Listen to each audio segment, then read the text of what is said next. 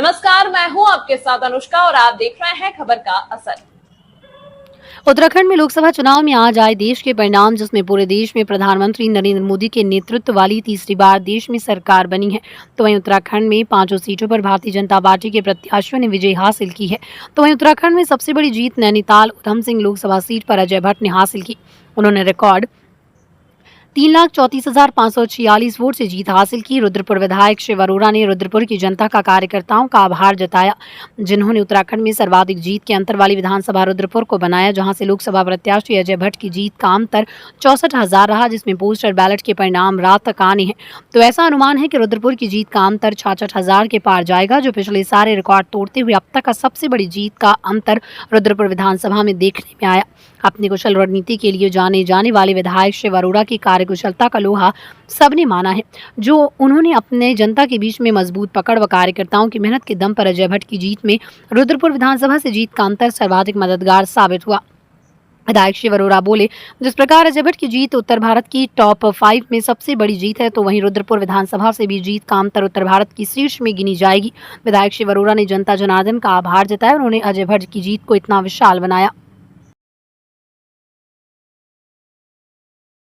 ये नैनीताल और उधम सिंह नगर का स्नेह मोदी जी के प्रति है और हमारे कार्यकर्ताओं की कड़ी मेहनत है और जनता का अपार और अटूट स्नेह मोदी जी के प्रति है। इनके कारण से दोबारा से मुझको इस क्षेत्र में काम करने का अवसर मिला है। मैं आभारी हूँ पूरी जनता का, अपने क्षेत्र की जनता के और अपने कार्यकर्ताओं का।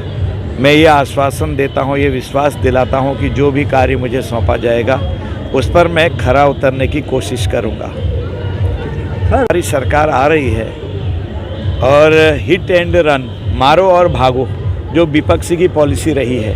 विपक्ष के गठबंधन के एक नेता ने कहा कि आप पाकिस्तान ने चूड़ियाँ पहन रखी है, यानी कि तुम भारत के हो या पाकिस्तान के हो। जगह जगह पर तरह तरह की गलतफहमियां धर्म के आधार पर लोगों को लड़ाने की कोशिश करते हैं। फ्री में राशन दिया है कोरोना के बाद से 80 करोड़ लोगों को 5 साल तक और दे रहे हैं। क्या जाति और धर्म पूछी गई? 3 वैक्सीन हम सब लोगों ने कोरोना में लगाई, क्या जाति पूछी गई, धर्म पूछा गया? 5 लाख रुपए का इंश्योरेंस एक किस्म से किया गया, जो आयुष्मान कार्ड है, क्या जाति धर्म पूछा गया? कभी नहीं पूछा गया। लोगों ने ये लड़ाने की कोशिश करी, पोलराइज किया, गलतफहमियां फैलाई कि संविधान संशोधन होगा, जानते हुए भी फैलाई कि ये अच्छी तरह से पता था कि संविधान को संशोधित करने का कोई इरादा नहीं होता है, कॉन्स्टिट्यूशनल बाध्यताएं होती हैं। सारी बात जानते हुए भी लोगों को लड़ाने की कोशिश करी। तो हिट एंड रन का जो उनका सिद्धांत है, मारो और भागो, स्पष्टीकरण मत लो, और उनको हिम्मत भी नहीं है, नैतिक साहस, तो उसमें कभी ऊपर नीचे कुछ राज्यों में हो गया, कोई खास बात नहीं। सरकार तो भारतीय जनता पार्टी की ही आ रही है, हमारे एलआई आ रहे हैं और भारी बहुमत से आ रहे हैं। जो हमने देश के लिए संकल्प लिया है मोदी जी ने कि इस बार तीसरी आर्थिक शक्ति बनना, 2047 में विश्व के विकसित देशों पे खड़े होना, अग्रणी होना, उस पर काम ही नहीं, खाका ही नहीं बन गया, बल्कि काफ़ी आगे तक हम बढ़ गए हैं। लोगों का विश्वास आज भी मोदी जी पर है, चाहे कोई कुछ भी कहे। बट जी क्या कहना है, ये होते रहता है। देश का जातिगत समीकरण तो आप जानते हैं, देश को किस तरह से कैसी भाषा शैली लोगों ने बोली कि हम मुस्लिम भाइयों को आरक्षण दे देंगे, जानते हुए भी, जबकि कॉन्स्टिट्यूशनल बाध्यता क्या कहती है ये भी जानते हैं। मैंने कहा ना कि हमने इतने फ्री में मकान दिए, एक भी अगर कोई जाति धर्म वर्ग पूछा है तो बताइए, किसी से नहीं पूछा। हम चाहते हैं कि सब लोग भाईचारे से मिल के रहें। ये देश हमारा सबका है, गुलदस्ता है, लेकिन विपक्ष चाहता है कि एक वर्ग विशेष, एक धर्म विशेष के हमारे वोट हैं, उनको आधार बनाकर हम लोगों में वैमनस्यता फैलाते रहें। ये छोटा है, ये बड़ा है, ये अगड़ा है, ये पिछड़ा है, गलतफहमियां फैलाते रहें और स्पष्टीकरण सुने नहीं, और लोगों को जैसे ही बोलने का अवसर मिलता है आप सदन से भी भाग जाते थे।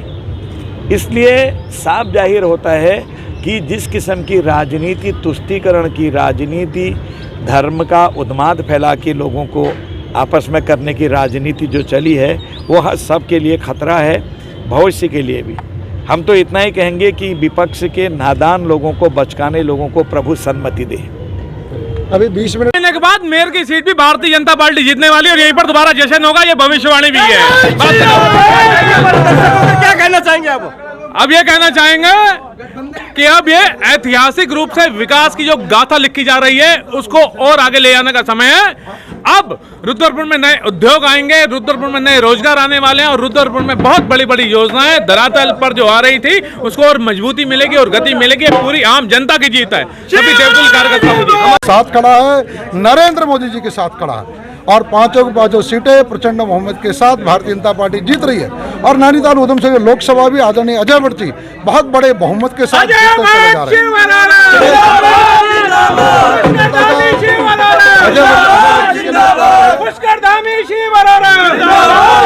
आशीर्वाद है और पुष्कर सिंह धामी जी के प्रति प्यार है।